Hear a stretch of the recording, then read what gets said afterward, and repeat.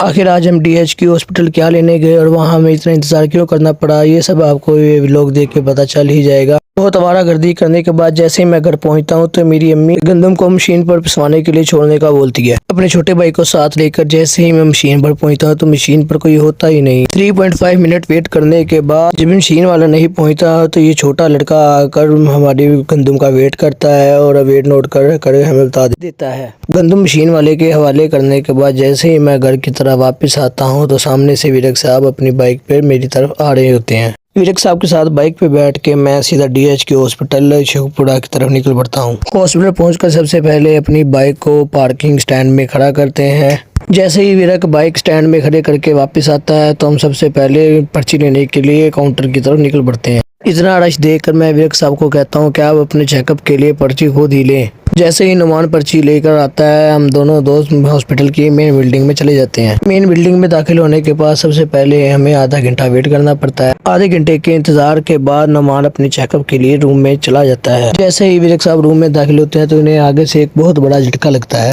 जिस डॉक्टर से चेकअप के इंतजार में हम पिछले आधे घंटे से हॉस्पिटल में वेट कर रहे होते हैं वो 1 घंटा पहले ही छुट्टी कर जा चुका होता है। शेखुपुरा के सबसे बड़े दिल को देखते हुए हम मेन बिल्डिंग से निकलते हैं और अपनी बाइक को पार्किंग से निकाल कर हॉस्पिटल से डी एंट्री मार देते हैं। हॉस्पिटल से डी एंट्री मारने के बाद विरक साहब अपने घर के लिए कुछ जरूरी सामान लेते हैं और उसका बिल पे कर देते हैं। एक बार जब हम घर से निकल आए तो नुमान के काम है खत्म होने का नाम ही नहीं लेते। ग्रोसरी का सामान लेने के बाद हमारा नेक्स्ट स्टॉप सब्ज मंडी का होता है जहाँ से नुमान घर के लिए कुछ सब्जियां वगैरह ले खरीद लेता है। सब्ज मंडी से सब्जी का सामान लेकर हम गला मंडी में चले जाते हैं। चावल की फसल की काश्त की वजह से आजकल गला मंडी का काम अपने अरूज पर होता है।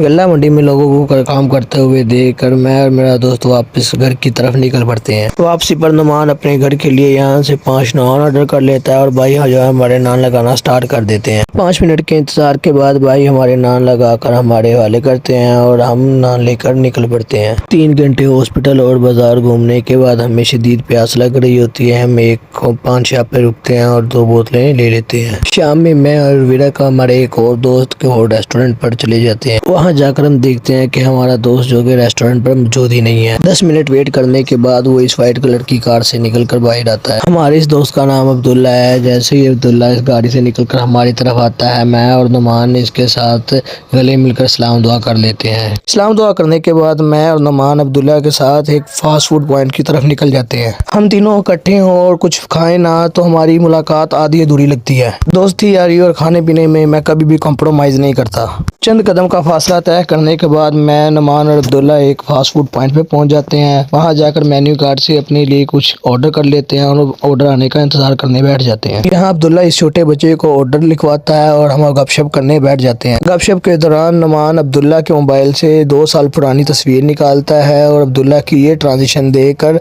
हम बहुत ही हैरान और परेशान हो जाते हैं। 10 मिनट इंतजार करने के बाद हमारा ऑर्डर हमारे सामने आ जाता है। जैसे ही हमारा ऑर्डर हमारे सामने आता है तो हम तीनों मिलकर फ्राइज खाना शुरू कर देते हैं। फ्राइज खत्म करने के बाद अब्दुल्ला फ्राइज का बिल पे करता है और मैं और नुमान अब्दुल्ला को हाफिज करके वापसी घर की तरफ निकल आते हैं। वीडियो पसंद आई है तो कमेंट में लिख दो JC रॉक्स, लाइक करो, शेयर करो और JK देसी फैमिली में शामिल हो जाओ। मिलते हैं आपसे अपने नेक्स्ट व्लॉग में, तब तक के लिए अल्लाह हाफिज।